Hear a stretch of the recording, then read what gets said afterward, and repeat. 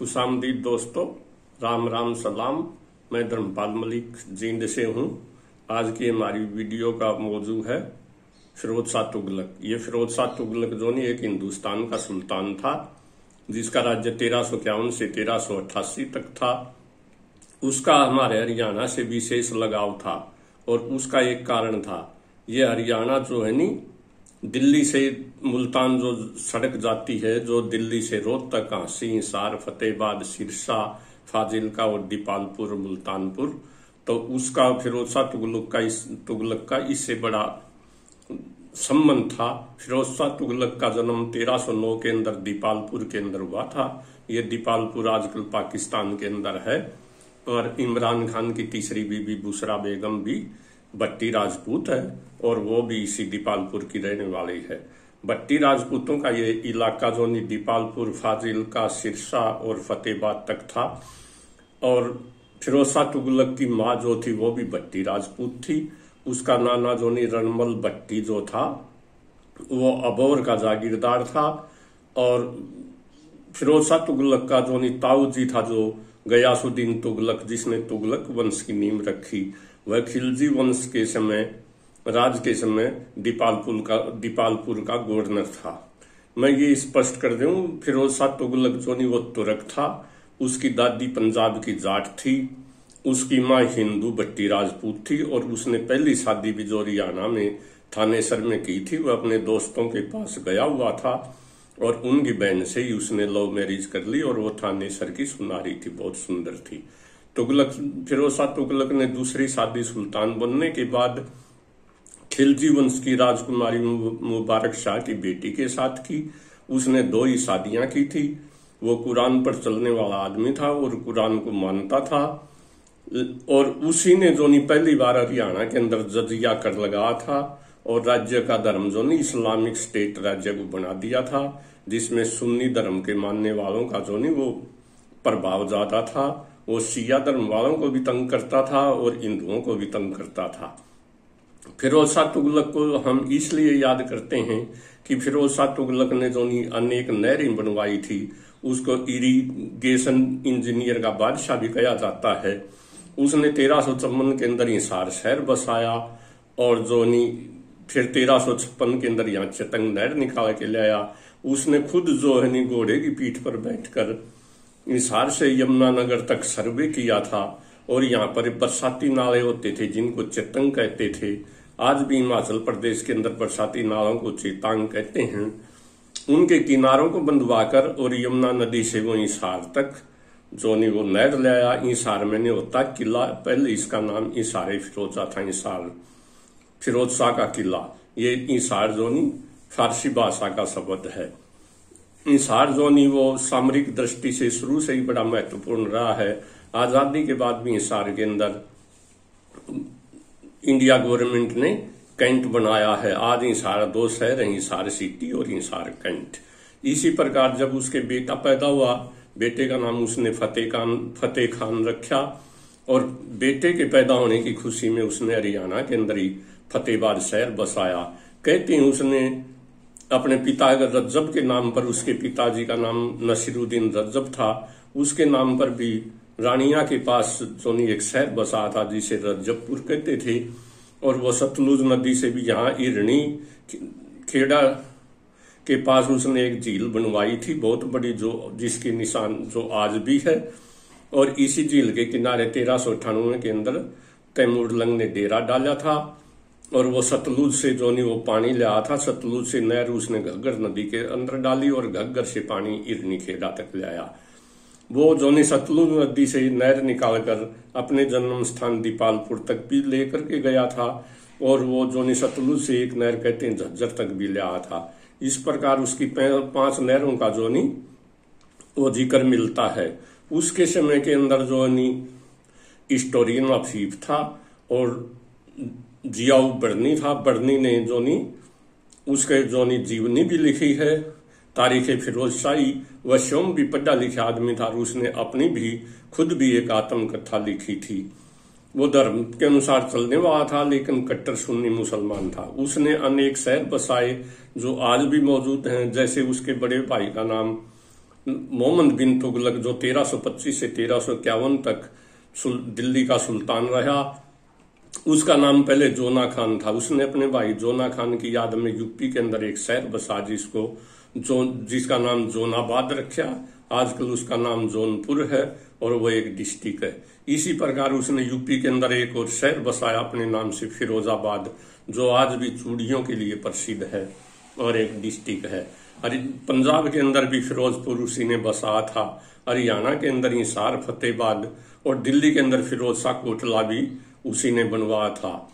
फिरोज शाह की मृत्यु भी जौनपुर के अंदर हुई थी, लेकिन उसको दफनाया दिल्ली के अंदर हौज खास के पास दफनाया गया और उसकी मृत्यु 20 सितंबर 1388 को हुई थी और वहीं पर दिल्ली के अंदर ही हौज खास के अंदर उसका मकबरा है।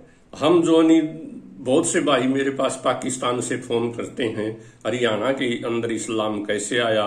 बहुत से ये हिंदूवादी और इस्लामवादी कट्टरपंथी आपस में बहस भी करते रहते हैं। हिंदूवादी कहते हैं तलवार के बल पर फैला, जबकि इस्लामवादी कहते हैं नहीं, मोइनुद्दीन चिश्ती ने अजमेर वाले ने हमें तो इस्लाम कबूल करवाया था। हिंदुस्तान के अंदर इस्लाम के फैलने का कारण, सबसे बड़ा कारण सूफी संत हैं, जिसमें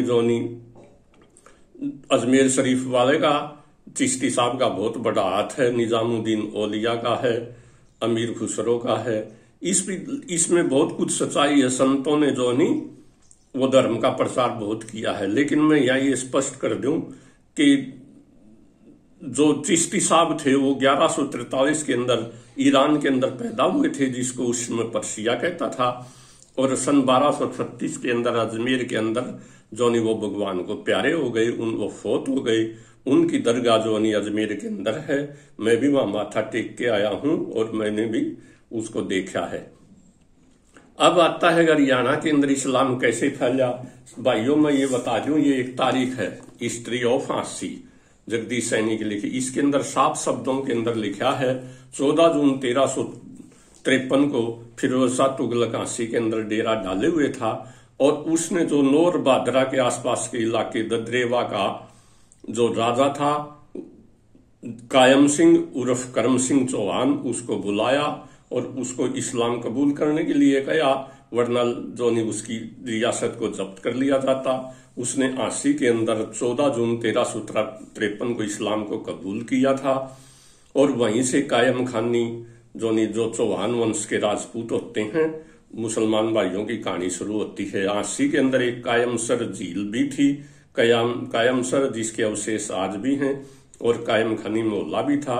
लेकिन 1947 के अंदर बहुत से कायम खानी भाई तो पाकिस्तान में चले गए और बहुत से हरियाणा और इस डिस्ट्रिक्ट हिसार और राजस्थान के अंदर झुंझुनू डिस्ट्रिक्ट वगैरह में आज भी यहाँ पर रहते हैं, जो अपने आप को राजपूत पहले मानते हैं और मुसलमान बाद में, और राजपूतों की उस पंचायतों के अंदर जाते हैं। फिर मैं आता हूं, आसी से आगे चल के आता है डिस्ट्रिक्ट रोहतक। तो डिस्ट्रिक्ट रोहतक आसी के हिसार के अंदर तो तोमर तुर तमर जिनको कहते हैं जाटू राजपूत ज्यादा थे। मैम का डोला प्रसिद्ध, डोला मैंने बाउंड्री, सीमा, सरहद। मैम से इस तरफ तो हिसार की तरफ जाटू राजपूत थे और मैम से आगे रोहतक की तरफ थे वो पंवार राजपूत थे। पंवार राजपूत के बारे में भाई नरेंद्र सिंह तोमर ने, जो सेंट्रल यूनिवर्सिटी हरियाणा के अंदर प्रोफेसर हैं इतिहास के, हिस्ट्री के, उन्होंने ये किताब लिखी है। वो लिखते हैं कि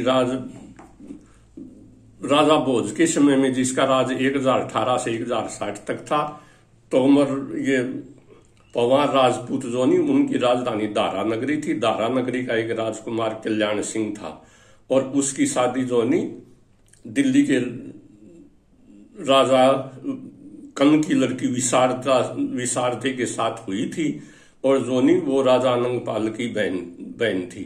अनंगपाल भी 3 हुए हैं। पहला अनंगपाल 792 के अंदर हुआ, जो तोमर वंश का था। जाट उसको कहते हैं, आजकल वो जाट था, और राजपूत कहते हैं राजपूत था। अनंगपाल तोमर, लेकिन वो क्षत्रिय जरूर था। अनंगपाल तोमर के बाद दूसरा अनंगपाल द्वितीय आता था, उसका राज था 1051 से 1088 तक, और वो विशारदे इसी की बहन थी। 1048 के अंदर जब कल्याण सिंह अपने 2 भाइयों और चाचा के साथ जोनी उसको लेने के लिए आया विशारदे को, तो अनंगपाल ने उनकी सेवा की और उनको जोनी गोश्त और शराब पिला दी, जबकि दारा नगरी के अंदर गोश्त और शराब के ऊपर प्रोहिबिटेड थी, बैन था। मैं यहाँ ये स्पष्ट कर दूं, लोग तो ये हमारे रांगड़ भाई कहते हैं हमारे कुरान के अंदर गोश्त अलाउड है, हम इसलिए खाते हैं। लेकिन हिंदुस्तान के हरियाणा राजपूताना जिसको कहते हैं, ये हरियाणा भी राजपूताना का ही एक हिस्सा था, जिसको 1947 के बाद जिसका नाम राजस्थान रख दिया गया। इसके अंदर 22 स्टेट थी 1947 में। 2 जाटों की थी, धौलपुर और भरतपुर। टोंक जो नहीं वो मुसलमानों की स्टेट थी और 19 स्टेट राजपूतों की थी। राजपूत लोग जो नहीं वो इस्लाम के आने से पहले भी शिकार करते थे और गोश्त खाते थे। चलो 1048 के अंदर कल्याण सिंह दिल्ली आया, उसने गोश्त और शराब का सेवन कर लिया। दारा नगरी के अंदर वो जा नहीं सकता था क्योंकि उसको घुसने नहीं देते, इसलिए अनंगपाल ने उसको एक 70 गांव की जागीर दे दी जो दादरी से गोवाना तक फैली हुई थी।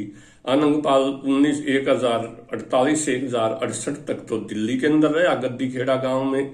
1068 के अंदर आके उसने डिस्ट्रिक्ट रोहतक के अंदर बाली गांव के अंदर जो नहीं बाला गाड़ दिया, हरियाणा में इसको मोटी गाड़ना कहते हैं, और उसने बाली गांव बसाया। फिर 1074 के अंदर जो नहीं उसने कल्याण सिंह के नाम से कलानौर बसाया, जो एडमिनिस्ट्रेटिव कैपिटल बनाई अपने राज्य की। और इस कलानौर के जो नहीं कल्याण सिंह के ही वंशजों में से एक मौजी सिंह, राव मौजी सिंह, 1384 के अंदर फिरोज शाह तुगलक ने उसको दिल्ली बुलाया और उसको कहा या तो आपकी रियासत जब्त कर ली जाएगी वरना आप इस्लाम को कबूल कर लीजिए। उसने अपने राज्य को बचाने के लिए इस्लाम को कबूल कर लिया और वो मौजी सिंह से मौजी 3 हो गया। उसी के जो वंशजों के ये कलानौर के पास 12 गांव थे, जैसे काहनौर, निगाना, बनियानी, जेठपुर, पटवापुर और लाली, भाली। इस प्रकार से जो ये 12 गांव थे। और गोवाना तहसील के अंदर भी अधिकतर गांव परमार राजपूतों के थे, जैसे बैंसी भगवान सिंह ने बसाई थी। चांदी, इसके अंदर भी जो पवार राजपूत थे। कानी पुठी पवार राजपूत थे। सिवाना माल में पवार राजपूत थे। रियासत जींद के अंदर किनाना बहुत बड़ा गांव था पवार राजपूतों का, रांगड़ों का, जिसके अंदर 1,30,000 बीघे जमीन थी, 2.5 पौनी जमीन थी। इस प्रकार पवार राजपूतों का, रांगड़ों का मेन इलाका जो था वो दादरी से गोवाना तक फैला हुआ था। और वो 1384 के अंदर फिरोज शाह तुगलक ने राव मौज सिंह को इस्लाम कबूल करवाया था और राव मौजदीन बन गया था। इसी प्रकार हम अगर मेव राजपूतों के बारे में पढ़ते हैं तो नार खान था, जिसका नार खान का नाम था समरपाल सिंह। उसको 1355 के अंदर फिरोज शाह तुगलक ने इस्लाम कबूल करवाया। फिर जो उसने मेवात के इलाके के अंदर इस्लाम फैलाया और 1372 के अंदर उसको खानजादा की उपाधि दी गई। और 1372 से लेकर 1527 तक जब बाबर के खिलाफ लड़ते हुए हसन खान मेवाती 1527 की लड़ाई के अंदर जो वो कनुआ की लड़ाई में शहीद हो गया, क्योंकि उसने राणा सांगा का साथ दिया था। उसने कहा था कि हम राजपूत भाई हैं, राणा सांगा हमारा राजपूत भाई है और धर्म को तो आप बदला जा सकता है लेकिन आदमी के डीएनए को नहीं बदला जा सकता। आप अपनी न जाति बदल सकते हैं न अपना गोत्र बदल सकते हैं। इसलिए हसन खान मेवाती ने राणा सांगा का साथ दिया था और वो उसके साथ शहीद हो गया था। और इसी के साथ जो मेवात की खानजादा रियासत जो थी वो भी समाप्त हो गई। फिरोज शाह तुगलक का हिस्टोरियन अफीफ लिखता है कि एक बार गोवाना के अंदर एक ब्राह्मण ने जो एक मुस्लिम औरत को हिंदू धर्म में कन्वर्ट कर दिया था। वो पहले हिंदू थी। फिरोज शाह तुगलक ने सरेआम मैदान में, कोर्ट के मैदान में उस ब्राह्मण को जिंदा जलवा दिया था। फिरोज शाह तुगलक ने नए मंदिर बनाने के ऊपर रोक लगा दी थी, पुराने मंदिरों को गिरवाना शुरू कर दिया था। गोवाना के ब्राह्मणों ने एक नया मंदिर बनवाया, उसको गिरवा दिया। जब ब्राह्मणों ने ऐतराज किया और वो भूत परस्ती से नहीं माने तो फिरोज शाह तुगलक ने उनके हाथ कटवा दिए थे। ये जो मेवात के बारे में ये यशपाल गुलिया की किताब है, उसके अंदर लिखा हुआ है। इसी प्रकार ये फिरोज शाह तुगलक की जीवनी MM जुनेजा की है, हिस्ट्री ऑफ इंसार, उसकी बायोग्राफी इसके अंदर लिखी हुई है। मडाड राजपूतों को भी फिरोज शाह तुगलक ने समाना के अंदर जो इस्लाम कबूल करवाया था, और इसका जिक्र ये दी पंजाब कास्ट डेंजिली बिटसिन ने लिखा है। तो हमारे जो भी कोशिश होती है, हम तथ्यों के आधार पर भाइयों को बताने की कोशिश करते हैं। फिरोज शाह तुगलक ने नहरें निकलवाई, शहर बनवाए, उसने 21 टैक्स जो नहीं माफ कर दिए जनता की भलाई के लिए। केवल उसने राज का जो कर्ज था उसको मोहम्मद बिन तुगलक के समय में किसानों ने लिया था, उसको माफ कर दिया। बाग लगवाए, अनेक काम, सराय बनवाई, अस्पताल बनवाए, अनेक काम उसने जनता की भलाई के लिए किए। सिर्फ उसके ऊपर दोष लगाता जा सकता है तो ये है कि वो कुरान के अनुसार अपना राज चलाता था और कट्टर मुसलमान था। भाइयों, ये थी मोटी मोटी बातें फिरोज शाह तुगलक के बारे में। और वैसे तो फिरोज शाह तुगलक के बारे में 3 दिन तक भी बोला जा सकता है, लेकिन जो हरियाणा से रिलेटेड मोटी मोटी बातें थी वो मैंने बता दी हैं। अगर आपको वीडियो पसंद आए तो इसे शेयर करना, चैनल को सब्सक्राइब करना। जय हरियाणा, जय हरियाणवी। Thank you.